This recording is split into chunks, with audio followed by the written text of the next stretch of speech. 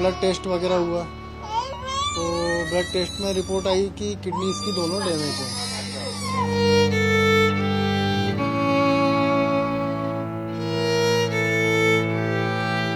बुखार आई हल्की सी, हमने ले गए सोनी डॉक्टर के पास, इलाज किया उसने, तुरंत बोला दवाई पिलाओ उसको, दवाई पिलाया, 40 बूंद बोला, 40 ही बूंद दवाई पिलाया, तुरंत उल्टी किया बच्चे ने।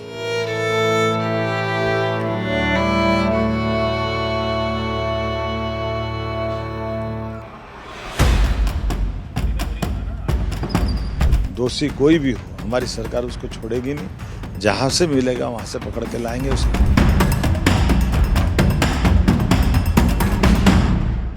कि उन मासूमों की मौत का जिम्मेदार कौन है? हमारे देश में सबसे बड़ी समस्या ये है कि जो सबसे बुनियादी बातें हैं उन्हीं में सबसे ज्यादा घोटाले। शिक्षा में तो घोटाला, नकल अलग हो रही है, समझे, जो जरूरी चीज है, स्वास्थ्य में तो घोटाला गड़बड़ी, राशन में तो घोटाला। मतलब स्थिति ये है कि लोग क्या करें, और हम वैसे तो छलांग लगा रहे हैं, मंगल तक पहुंच रहे हैं, चंद्रमा तक पहुंच रहे हैं। तो इतने छोटे छोटे बच्चे जो कि अभी दुनिया में आके उन्होंने सांस लेना शुरू ही किया है और कहीं पे उसके बाद हमें कोई एक्शन होता नहीं दिखाई देता है। सबसे बड़ी त्रासदी वही है। हम इस देश की मुख्य धारा की स्वास्थ्य प्रणाली एक अंडरवर्ल्ड से ज्यादा खतरनाक है, क्योंकि वो कुछ क्षेत्रों में जाते थे। आप किसी हॉस्पिटल में भर्ती होंगे, आपके पेशेंट के साथ क्या हो रहा है वो पूछने में आपकी लड़ाई हो जाएगी। ये जो पसंदीदा लोगों को बिठाना और पसंदीदा लोगों की तरफ से जो ये कार्य किया जा रहा है, ये सुनियोजित अपराध की श्रेणी में आना चाहिए। तो इसका मतलब यह है कि हम भ्रष्टन के भ्रष्ट, हमारी सारी व्यवस्था भ्रष्ट है। बच्चों के मरने से किसी को दुख नहीं है। जम्मू से लेकर गांबिया से लेकर छिंदवाड़ा से लेकर राजस्थान के सीकर, जब जो दवा जिंदगी देने के लिए बनी है वो दवा ही मौत बन जाए तो क्या कीजिए। नमस्कार, स्वागत आप सभी का। आप देख रहे हैं खबरों के खिलाड़ी, मैं हूं आपके साथ प्रतीक्षा। आज मध्य प्रदेश और राजस्थान के उन माँ बाप के सवालों से हम कार्यक्रम की शुरुआत करेंगे जो कि लगातार सिस्टम से, सरकार से और भगवान से पूछ रहे हैं। 20 से ज़्यादा बच्चों की मौत हो गई एक सिरप से। सर्दी जुकाम के बाद आमतौर पर जब बच्चों को माँ बाप डॉक्टर के यहाँ ले जाते हैं तो सामान्य सिरप खांसी के हिसाब से लिख दिया जाता है, और कुछ वैसा ही हुआ था। आप उस माँ की पीड़ा समझिए जो अपने बच्चे को ज़बरदस्ती वो सिरप पिलाती है और वो बच्चा मर जाता है, वो मौत का सिरप हो जाता है। ये मुद्दा इस पूरे हफ्ते खूब चर्चा में रहा। बहुत संवेदनशील मुद्दा है ये राजनीतिक विषय नहीं है। ये सवाल है पूरे सिस्टम से, ब्यूरोक्रेसी से और सरकार से। आज इसी पर थोड़ा विश्लेषण करेंगे, इसके हर पक्ष को समझने की कोशिश करेंगे और उस चूक को ध्यान में रखने की कोशिश करेंगे कि वो आगे से ना हो। वरिष्ठ पत्रकारों का पैनल मेरे साथ है। विनोद अग्निहोत्री जी मेरे साथ हैं, पूर्णिमा त्रिपाठी जी, अवधेश कुमार जी, राकेश शुक्ल जी और अमर उजाला डिजिटल के संपादक जयदीप कर्णिक जी भी मेरे साथ हैं। विनोद सर, मैं चाहूँगी कि इस संवेदनशील विषय को आप ही थोड़ा विस्तार दें। मैंने शुरुआत में भी कहा कि वो पीड़ा कितनी होती है कि एक बच्चे को ज़बरदस्ती उसके पेरेंट्स दवा पिलाते हैं ये कहकर कि वो जल्दी ठीक हो जाएगा। कहाँ चूक हो रही, कौन जिम्मेदार है? सिस्टम जिम्मेदार है, राजनीतिक जो खेमा है वो जिम्मेदार है, व्यवस्था जिम्मेदार है? कैसे देख रहे हैं? चूक नहीं, गुनाह है। चूक तो अनजाने में होती है। देखिए, हम लोग व्यवस्था को जब जिम्मेदार ठहराते हैं तो फिर बहुत जनरलाइज कर देते हैं। कोई चीज़ गड़बड़ है, बोले व्यवस्था गड़बड़ है, तो जनरलाइज होता है व्यवस्था में पूरा देश आ गया, आगे बढ़ो। भारत के साथ समस्या यही है, भगदड़ हो जाए, लोग मर जाए, व्यवस्था जिम्मेदार। अस्पताल में आग लग जाए, लोग मर जाए, सस्ती हो गई है हम लोगों की जान। मतलब सस्ती भी हो गई और मुझे लगता है समाज भी इम्यून हो गया है, बिल्कुल उसमें कोई प्रतिक्रिया ही नहीं होती, कोई रिएक्शन ही नहीं होता। इसी देश में प्याज के दाम बढ़ने पर सरकारें बदली, इसी देश में नसबंदी ने इंदिरा गांधी की सरकार को गिरा दिया था। लेकिन आज स्थिति यह है कि कुछ भी रोज आप पढ़ते हैं कहीं, और ये तो इतनी ज़्यादा हृदय विदारक बात है कि छोटे बच्चे, माँ बाप सरकारी अस्पताल जा रहे हैं कि भाई, और वो डॉक्टर प्रिस्क्राइब करके दे रहे हैं, वो दवाएं प्रिस्क्राइब कर रहे हैं जो सरकार द्वारा स्वीकृत हैं, जो हमारी लेबोरेटरीज़ हैं जिनमें टेस्टिंग होती है, टेस्टिंग के बाद उनको सर्टिफिकेट मिलता है, ड्रग कंट्रोलर्स उसको देते हैं, उसके बाद वो दवाई डॉक्टर लिखते हैं और उसके बाद मौत हो जाती है। तब सिस्टम जागता है, फिर वो पता लगता है कि अरे इसमें तो ये मिला हुआ है, इसमें तो वो मिला हुआ है, तो ये गड़बड़ है, वो गड़बड़ है।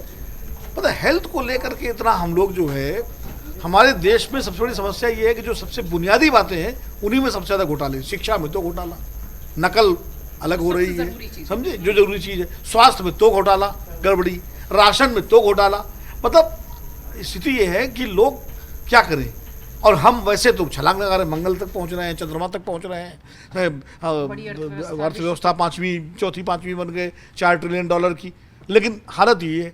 तो ये इतना गंभीर विषय है, मुझे लगता है सिर्फ सरकार की जिम्मेदारी नहीं, सरकार के साथ साथ पूरे समाज की जिम्मेदारी है। लोगों को खड़ा होना चाहिए, ऐसे तत्वों को जो इस पूरे खेल में शामिल है उनको आइडेंटिफाई करना चाहिए, और आइडेंटिफाई करने के बाद उनके खिलाफ जो भी सख्त कार्रवाई हो सकती हो, और इतनी सख्त हो कि दोबारा दूसरी घटना इस तरह की ना हो। अब देखिए, याद करिए गोरखपुर में शुरू में जब सर बच्चे मर गए थे, कौन सी वहाँ अस्पताल में ऑक्सीजन है, इंसेफ्लाइटिस, ऑक्सीजन की कमी, ये वो कोविड में हम देख ही चुके हैं। और ये तो मतलब अंतर्राज्यीय रैकेट है ये। तमिलनाडु की फैक्ट्री, राजस्थान, मध्य प्रदेश, इन सब राज्यों में उसका असर। तो और सरकार, और मैं किसी एक पार्टी है उसकी बात नहीं कर रहा हूँ, कोई भी सरकार हो, तमिलनाडु में तो डीएमके की सरकार है, डीएमके कांग्रेस की, राजस्थान और मध्य प्रदेश में बीजेपी की सरकार है, लेकिन ये जो सारा सिस्टम चल रहा है वो वही है। कोई पार्टियां बदल जाती हैं, सरकारें बदल जाती हैं, लेकिन जो धंधे करने वाले वो वही रहते हैं। वो ब्रीफकेस जहाँ पहुँचाना होता है वहाँ पहुँचाते रहते हैं।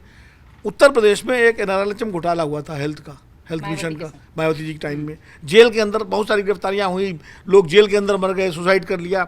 उसके बाद क्या हुआ पता ही नहीं। उसके जो किंग पिन माने जाते थे, एक राजनेता थे, वो कई पार्टियों में चक्कर लगाया है, और उसके बाद अभी भी है। मतलब ये जब तक ऐसे मामलों में बहुत इसका संज्ञान सर्वोच्च न्यायालय को लेना चाहिए, सरकार को लेना चाहिए, और समाज को भी लेना चाहिए। समाज में भी इसका विरोध होना चाहिए। और मैं तो इस बात से आश्चर्यचकित हूँ कि तो अमरुजाला.com में हमारे खबरों के खिलाड़ी में इस पर बहस हम कर रहे हैं, वरना मीडिया के चैनलों बहस नहीं हुई, इस पर कहीं बहस नहीं हुई, जिस पर प्राइम टाइम पे तो बहस होनी चाहिए थी। लेकिन इससे संवेदनशील बहस किस पे होगी? कोई एक नेता कोई बकवास कर देगा, कोई एक मौलाना कुछ बोल देगा, कोई एक तथाकथित साधु कुछ बोल देगा, उस पर घंटों बहस चलेगी, बड़े बड़े पैनल बैठेंगे। लेकिन इस घटना पर बहस, मैं तो धन्यवाद दूंगा अपने आप सबको और अपने प्रोड्यूसर्स को कि इस विषय पर हम बात कर रहे हैं, बहस कर रहे हैं। कहीं तो ये बात जाए, कहीं तक तो पहुँचे। बिल्कुल ठीक, बहुत संवेदनशील मुद्दा भी है। मैं थोड़ा सा इसको राजनीतिक गलियारे में शिफ्ट कर रही हूँ। ये मुद्दा इतना संवेदनशील है कि हमें चर्चा करने में भी थोड़ा विचलित जैसा महसूस हो रहा है, पर उसके बावजूद भी इस पर सियासत है। सीएम साहब कहते हैं कि तमिलनाडु की सरकार सहयोग नहीं कर रही है। फिर किसी पत्रकार ने पूछा कि सर क्या अपडेट है, मैं जानबूझकर सीएम को कोट करके कह रही हूँ, तो उन्होंने कहा कि अरे हम तो गए भी, विपक्ष का तो कोई नेता गया भी नहीं पीड़ितों से मिलने। क्या ये सब इसको हल्का नहीं कर रहे? प्रतीक्षा, सबसे बड़ी जो ट्रेजेडी हमारे देश में है कि हमारे देश में आम लोगों की जान बहुत सस्ती हो गई है, उसकी कहीं पे कोई कीमत नहीं है। नहीं तो आप इमेजिन करिए 20-22 नहीं 23 बच्चों की मौत अभी तक हो चुकी है, और बहुत सारे बच्चे अभी भी उससे क्रिटिकल कंडीशन में हैं, हॉस्पिटल में भर्ती हैं। कितने बचते हैं कितने नहीं, ये आंकड़ा हम बाद में देखेंगे। ये कोई पहली बार ऐसी घटना हुई है ऐसा भी नहीं है। इसके पहले भी अभी जैसे NRHM का घोटाला था, उसके पहले भी हॉस्पिटल्स में नेग्लिजेंस की वजह से एक बार KGMC जो लखनऊ का बहुत प्रेस्टिजियस मेडिकल यूनिवर्सिटी है, इनक्यूबेटर में सोचिए 13 बच्चों की मौत हो गई थी क्योंकि ऑक्सीजन सप्लाई बंद हो गई थी। अब बताइए, इस तरह की जो इंडिफरेंस कह लीजिए, क्रिमिनल नेग्लिजेंस कह लीजिए, और इतने छोटे छोटे बच्चे जो कि अभी दुनिया में आके उन्होंने सांस लेना शुरू ही किया है, और कहीं पे उसके बाद हमें कोई एक्शन होता नहीं दिखाई देता है। सबसे बड़ी त्रासदी वही है। हमें क्या KGMC के मामले में किसके खिलाफ क्या एक्शन हुआ? कुछ लोग कुछ महीने सस्पेंड रहे होंगे, कुछ लोग कुछ दिन इंक्वायरी उनके नाम पे बैठ गई होगी। गोरखपुर में, झांसी में, कहीं पर भी एक्शन होता क्या दिखाई दिया है? इस तरह के मामलों में प्यूनिटिव एक्शन इतना एग्जेम्पलरी होना चाहिए कि अगला उसको करने से पहले 10 बार सोचे। वो चीज़ हमारे यहाँ बिल्कुल नदारत है, बिल्कुल गायब है। अकाउंटेबिलिटी कहीं फिक्स नहीं होती है, सारी संस्थाएं एक दूसरे का बचाव करने में लग जाती हैं। इंडियन मेडिकल एसोसिएशन आज तक उस डॉक्टर का बचाव कर रहा है, कह रहा है कि उस डॉक्टर की कोई गलती नहीं थी। अरे डॉक्टर की गलती कैसे नहीं थी? वो जो medicine, generic medicine doctors normally prescribe करने को कहा जाता है, वो स्पेसिफिक ब्रांड कोल्ड्रिफ प्रिस्क्राइब कर रहा है। क्यों कर रहा है? क्योंकि वो उसकी बीवी बगल में एक मेडिसिन शॉप चलाती हैं, ज्योति सोनी, जो कि उनके दुकान से बिकती है। तो ये सारा नेक्सस तो बहुत वेल एस्टैब्लिश्ड है ना, ये किसी को क्यों नहीं दिखाई देता है और क्यों नहीं उसके खिलाफ कोई एक्शन किसी भी स्तर पे लिया जाता है?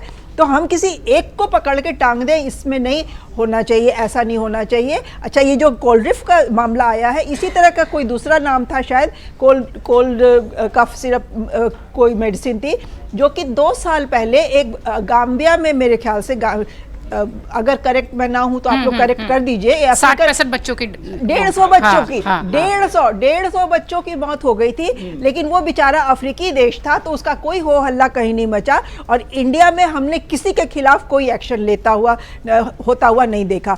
तो ये जो एक, मतलब क्या बोला जाए, इनडिफरेंस है, इतनी जो इनसेंसिटिविटी कह लीजिए, या इंसानियत जैसे मर गई है लोगों के अंदर, कि इतने छोटे बच्चों की इस तरह से मौत हो जाती है और कहीं पे कोई प्रतिक्रिया नहीं होती है। ये चीज़ रुकनी चाहिए, ये चीज़ रुकनी चाहिए, और इसमें एक्शन इतना स्ट्रांग होना चाहिए कि लोगों को आगे डर लगे इस तरह का कुछ करते हुए। एक जिम्मेदार चैनल होने के नाते हमने ये मुद्दा इसलिए भी उठाया है ताकि आप भी उससे जागरूक हो सकें। जैसा कि विनोद सर भी कह रहे हैं कि सरकारों के साथ साथ हमारी और आपकी भी बहुत ज़्यादा जिम्मेदारी। अवधेश सर, नॉर्मली सरकारें जब बनती हैं, चर्चा में होती हैं, तो एक ट्रांसपोर्ट मिनिस्ट्री और एक हेल्थ मिनिस्ट्री, सबको ये वाली मिनिस्ट्री चाहिए होती है। बहुत स्लैंग की बोलूँ तो इसमें माल है, इसलिए शायद चाहिए होती। पर क्या ये राजनीति, ये इस तरीके की चीज़ें, ये मतलब हम कैसे विश्व की 5वीं सबसे बड़ी अर्थव्यवस्था की बात कर रहे हैं, हम मंगल की बात कर रहे हैं, हम सब बात कर रहे हैं, पर कहाँ फ्रीबीज बांटे जा रहे हैं और अस्पतालों के लिए पैसे नहीं। इस तरह से अगर हम केवल विचार करेंगे तो एक जनरलाइजेशन हो जाएगा। देखिए, इस बात को समझना पड़ेगा कि जैसे एक समय एक अंडरवर्ल्ड होता था माफियाओं का, अंडरवर्ल्ड ऑर्डर जारी करता था कि इतने पैसे दो, उनका दिखाई देता था। इस देश की मुख्य धारा की स्वास्थ्य प्रणाली एक अंडरवर्ल्ड से ज्यादा खतरनाक है, क्योंकि वो कुछ क्षेत्रों में जाते थे। आप किसी हॉस्पिटल में भर्ती होंगे, आपके पेशेंट के साथ क्या हो रहा है वो पूछने में आपकी लड़ाई हो जाएगी। आप अगर देखना चाहेंगे क्या हो जाएगा, आपको प्रवेश नहीं करने दिया जाएगा। इस ढंग से कैद खाने में बदल दिया गया है आधुनिक प्रणाली के नाम पर। और कौन सी दवा लिखी जा रही है, उस दवा में क्या इक्वेशन है, डॉक्टर क्यों लिख रहा है, कहां से वो दवा आ रही है, उसके रेट में कितने घपले हैं, ये जानने का किसी भी पेशेंट या पेशेंट के जो उनके रिश्तेदार हैं, परिवार हैं, उनको अधिकार नहीं है। सबका आता है, आपका भी अनुभव आता होगा। एक पेशेंट को कहीं भर्ती करा के देख लीजिए, आपको पता चल जाएगा क्या स्थिति है। अब इसको पहले घटना समझ लेंगे, तब इसके विश्लेषण में सही होगा। यह जो कंपनी है, जो अभी तक जांच रिपोर्ट आई है, चेन्नई की श्री सन फार्मा, ये दवा बनाती है। इसने चेन्नई की ही सनराइज बायोटेक प्रोपिलिन से जो ये कोल्ड्रिक कप बनाते हैं, उसके लिए वो जो डाइथिलीन ग्लाइकोल और एथिलीन ग्लाइकोल होता है, उसमें मिलाया जाता है, वो खरीदा था। जांच में पाया गया है कि उसमें 486 गुना जितना होना चाहिए उससे ज्यादा पॉइजन था, 40.8%, 48.6%। उस कंपनी ने ले लिया, उसकी जांच नहीं कराई कि कैसा है, और उसने उसमें डाल दिया, और डाल के वो बना दिया है। अब इस समय अभी तो ये बच्चे मर गए हैं, तब आपको पता चला है। ये जो दवा है, एक्सपर्ट ने बताया है कि बच्चों को तो छोड़िए, हाथी जैसे जानवर को भी रेगुलर अगर इसका उसके अनुसार डोज देंगे तो उसका भी किडनी और उसका भी ब्रेन फेल हो सकता है। तो बच्चे मरे वो तो छोड़िए, अज्ञानता में पूरे देश में कितने लोगों के किडनी पर और ब्रेन पर असर होगा, सियाने लोग उसको झेल रहे होंगे, उसका इलाज चल रहा होगा, कभी पता ही नहीं चलेगा किसी दवा के रिएक्शन से हुआ है। अनेक बीमारियां हमारे आपके शरीर में है इस समय, जो उस दवा में डाले गए जो कंपोनेंट्स होते हैं उसके रिएक्शन से है, कोई बताने वाला नहीं है। जब प्रधानमंत्री ने एक भाषण में बोल दिया कि आजकल लंदन में से वो भाषण दे रहे थे, जब उन्होंने कहा कि भाई आजकल जो डॉक्टरों का कॉन्फ्रेंस होता रहता है, पूरी दुनिया में यात्रा में जाते हैं, वो क्या है कॉन्फ्रेंस? क्योंकि दवा की कंपनियां आपको दवा लिखने के एवज में आपको यात्राएं कराती हैं, आपके परिवार सहित यात्राएं कराती हैं, सारे खर्च उठाती है, फिर उसके आधार पर आपको दवा देना है। अब इस कंपनी का जो बैकग्राउंड आप देखेंगे तो बड़ी आश्चर्य है, अब जांच से पता चल रहा है।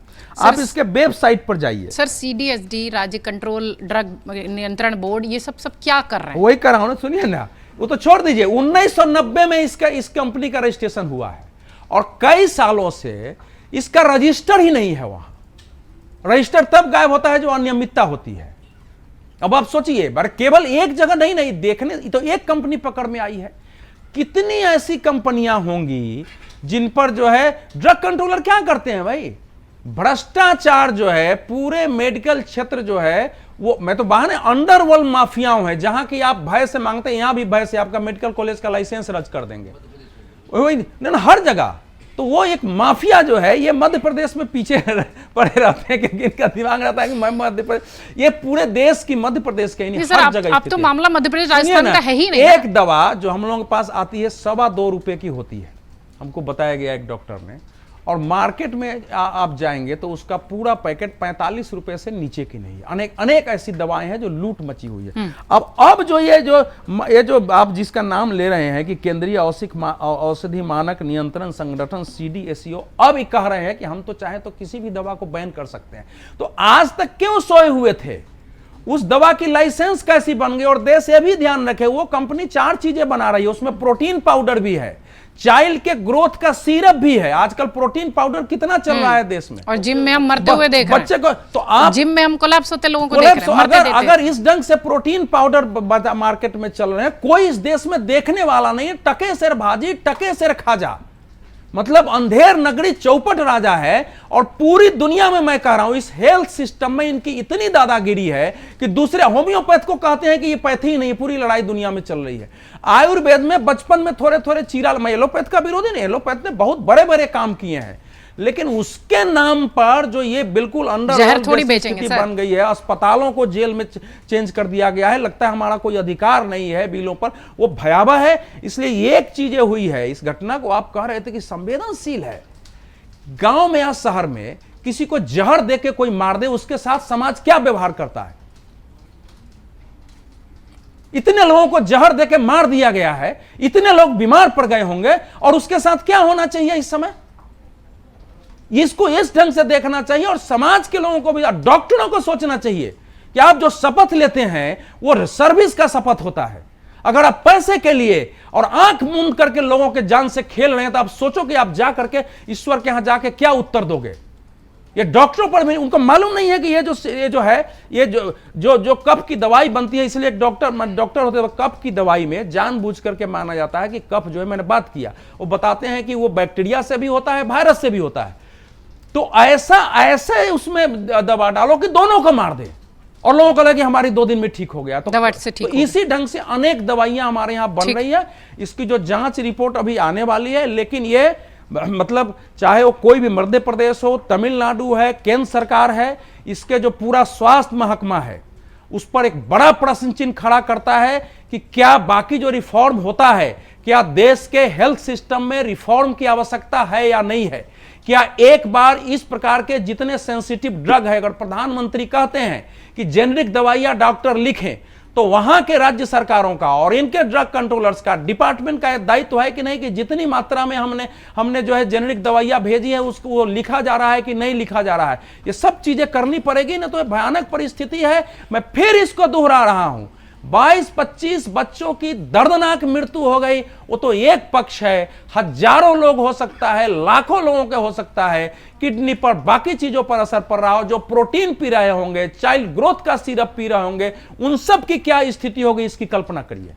एक जो बीच में चर्चा निकल कर आई, जो अवधेश जी भी उस पर इशारा कर रहे थे और विनोद सर भी उस पर इशारा कर रहे थे, कि राजनीतिक दलों से ज्यादा, राजनेताओं से ज्यादा, ये जो बीच के जो लोग हैं, ब्यूरोक्रेट्स हैं हमारे, जो हमारी एजेंसीज हैं, शायद हमें उसे दुरुस्त करने की ज़रूरत है।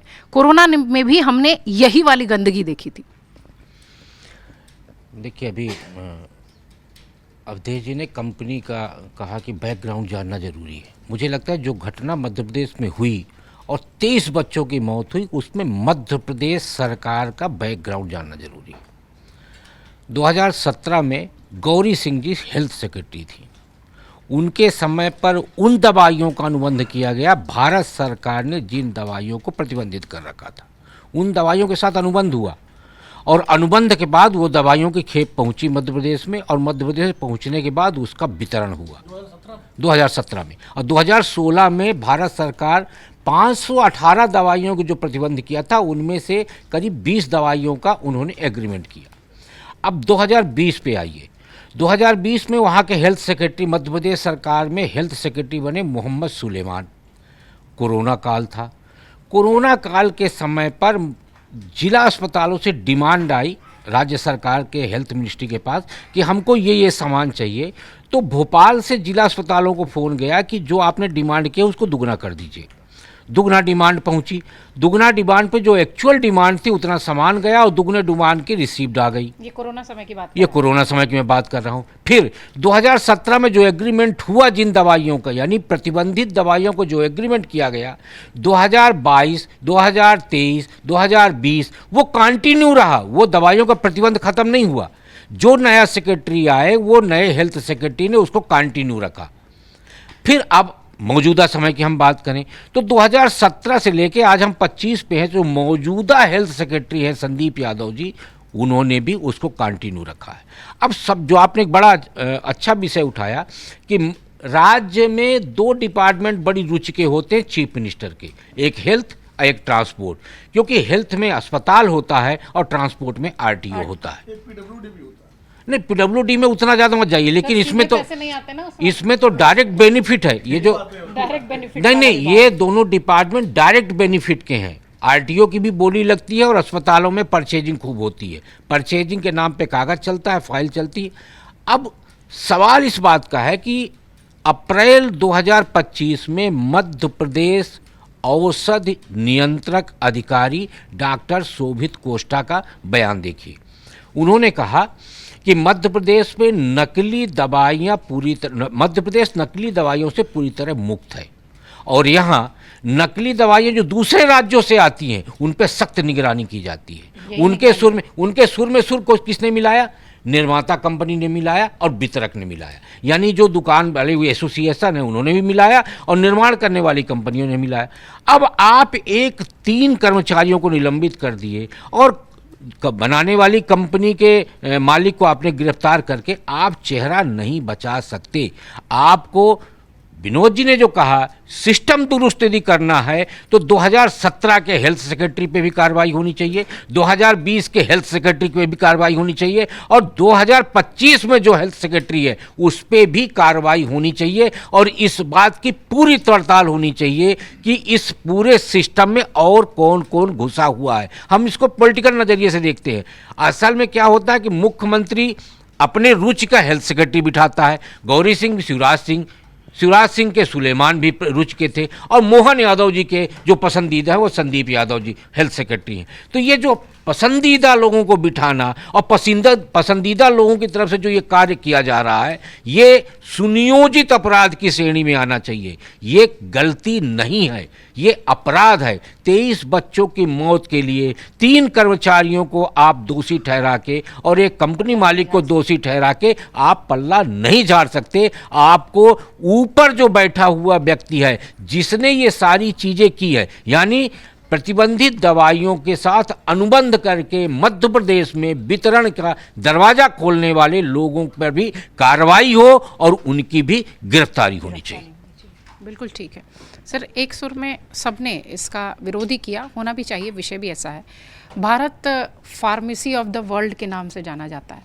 हम अर्थव्यवस्था की बात कर रहे हैं, हम अभी अवधेश सर भी कह रहे थे, कैसे संवेदनशील मुद्दे को जनता के बीच भी ले जाया जाए ताकि वो भी थोड़ा सा भीतर से जागें। कैसे, कहाँ, कैसे इस सिस्टम को सुधारा जाएगा, उन 22 बच्चों के माँ बाप अभी भी सवाल कर।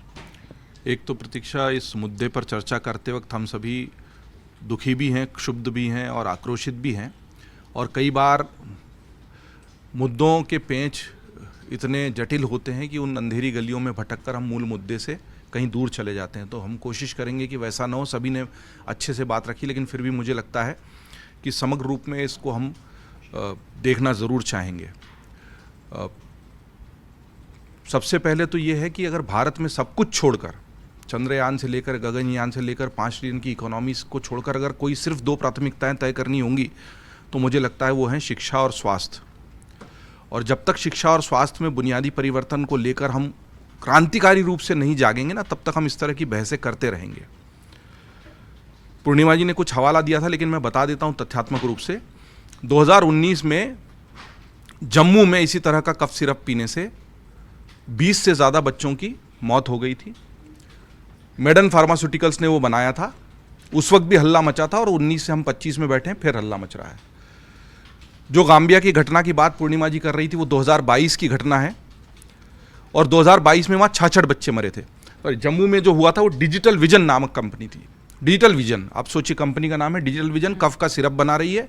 जम्मू में भी इसी तरह बच्चे गंभीर रूप से बीमार हुए कफ सिरप पीने से, और वो मर गए, हल्ला मचा, बहसें हुई होंगी, कोई अधिकारी तब भी सस्पेंड हुएंगे, ये चाह रहे हैं अधिकारी सस्पेंड हो जाए, तब भी हो गए थे।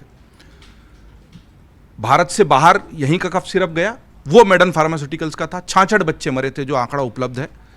और उसके बाद भी इसी तरह हल्ला मचा, और चूंकि विदेश का मामला था, जो कुछ भी कागजी कार्रवाई होनी थी वो सब हुई। चाहे डिजिटल विजन हो, चाहे मेडन फार्मास्यूटिकल्स हो, चाहे श्रीसन फार्मास्यूटिकल्स हो, बात वही है, बच्चे मर रहे हैं। और फार्मास्यूटिकल कंपनियों से इस तरह की जहरीली दवाइयां निकल रही हैं और बच्चों के गलों तक पहुंच रही हैं। तो वहां पर हम फोकस नहीं करेंगे, और हम चाहेंगे कि सारे नेता मंत्री अधिकारी, मैं इनकी गलतियों से इनको निर्दोष नहीं कर रहा हूं, क्योंकि हमने इनको चुना इसलिए कि इस तरह का फिल्टर वो लोग लगाएं। लेकिन मेडन फार्मास्यूटिकल किसी और नेता मंत्री अधिकारी के आश्रय में पल रहा होगा, डिजिटल विजन किसी और नेता मंत्री अधिकारी के प्रश्रय में पल रहा होगा। तो केवल एक व्यक्ति और एक अधिकारी को रेखांकित करने के बजाय उस सड़ी हुई व्यवस्था पर जब तक हम उस तरीके से तगड़ा प्रहार नहीं करेंगे, जो डाइथिलीन ग्लाइकोल जो 0.1% से कम मिलाया जाना चाहिए वो 46% तक मिल गया, और लोग तमाशा देख रहे हैं। 2-3 ठीक बातें जो हुई हैं उनका जिक्र जरूर कहूंगा। 8 दिन के अंदर रंगनाथन, जो श्रीसन फार्मास्यूटिकल्स का मालिक था, उसकी गिरफ्तारी हुई है। जब उसको ले जाया जा रहा था तो जेल में लोगों ने उसकी पिटाई की कोशिश की, ठीक है, भीड़ आक्रोशित थी, और सभी वकीलों ने कह दिया है कि हम उसका केस नहीं लड़ेंगे। ये ठीक बात हुई है। अभी कुछ बच्चे, 15 से 20 बच्चे नागपुर के अस्पताल में और अन्य अस्पतालों में भर्ती हैं, जो अभी भी इसी कफ सिरप से बीमार हैं, और उनका इलाज चल रहा है, और मध्य प्रदेश सरकार ने कहा कि हम उनका इलाज करेंगे। देर कहां हुई? दिक्कत वहां हुई कि जब शुरू में यह घटना हुई तो इसको इकलौती घटना मानकर या 1-2 बच्चों तक सीमित मानकर इसको छुपाने की, दबाने की कोशिश की गई। शुरुआत में इनकार ही किया गया। ठीक है, आपने डॉक्टर प्रवीण सोनी को भी सस्पेंड कर दिया। कोल्ड ड्रिंक सिरप लिखना कोई अपराध और पाप नहीं है। हम लोग दिशा में किस जा रहे हैं? 2 साल से छोटे बच्चे को सिरप कफ का देना अपराध है, वो गलत है, और वो केंद्र सरकार की भी अधिसूचना तब आती है जब इतना बड़ा हंगामा मच जाता है। और तमिलनाडु में बन रहा है, और वहां पर चूंकि भाजपा की सरकार नहीं है तो उस पर हमला हो रहा है। अरे मेडन फार्मास्यूटिकल कौन सी सरकार के आश्रय में पली? Digital vision. तो इसका मतलब यह है कि हम भ्रष्टन के भ्रष्ट, हमारी सारी व्यवस्था भ्रष्ट है। बच्चों के मरने से किसी को दुख नहीं है। जम्मू से लेकर गाम्बिया से लेकर छिंदवाड़ा से लेकर राजस्थान के सीकर, जब जो दवा जिंदगी देने के लिए बनी है वो दवा ही मौत बन जाए तो क्या कीजिए? जब दवा बनाने वाले को सही सजा तय न हो पाए और उसके बाद भी सिलसिला चलता जाए तो क्या कीजिए? जब जिम्मेदारों का सही पता न मिले तो क्या कीजिए? हम सही सवाल पूछना भूल चुके हैं। ये नेता अरे भाई, उस मध्य प्रदेश में 3 लैब हैं केवल जांचने के लिए। 50,000 से ज्यादा सैंपल आते हैं, अभी 5,000 से ज्यादा लगातार पेंडिंग चल रहे हैं। 20 से ज्यादा उन अधिकारियों की ही भर्ती नहीं हुई है जिनको ये जांच करनी है। 7 अक्टूबर को जब हल्ला मचने के बाद सैंपल भेजा गया तो 10 या 11 अक्टूबर को तो लैब में जाके पहुंचा है। 3 ही लेबोरेटरी है। बड़ी गड़बड़ और बड़ा घपला वहां पर है कि बैच जो निकली उसकी जांच के लिए सैंपल लेबोरेटरी में गया, उस बैच की 40,000 दवाइयां बाजार में बिक गई, बढ़ गई, कंज्यूम हो गई, तब जाके जांच की रिपोर्ट आ रही है। और अगर उसमें लिखा है दूषित है तो कौन सी व्यवस्था दोषी है?